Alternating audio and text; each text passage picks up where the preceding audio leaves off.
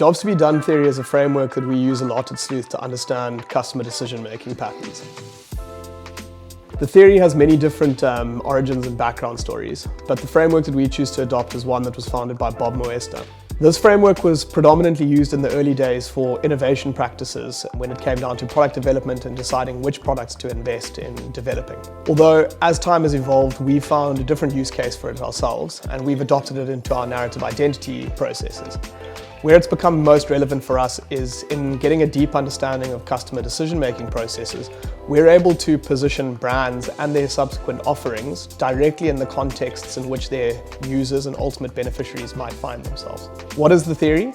Well, the theory states that customers don't tend to actually buy products or services. What they actually do is they hire them to solve a problem that they have.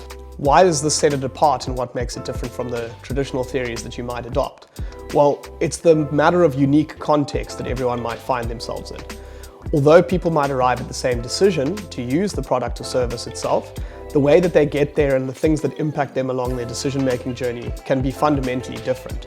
And this is where understanding this gives you the opportunity to position different pieces of messaging, content, and assets in the contexts of the customer themselves along their decision-making journey. So that's why for us at Sleuth, we spend a lot of time interviewing potential customers of our clients, as well as people that have chosen not to pursue offerings of theirs. We then take all of these stories and all of these collections of interviews and map them out on decision-making timelines that go all the way from a catalytic trigger event through to the final decision being made, whether that was to purchase or not. Taking this, we then use a customer forces map tool to better understand the different forces and elements that are acting on that customer at that point in time that would force them down a path of decision-making with the product itself.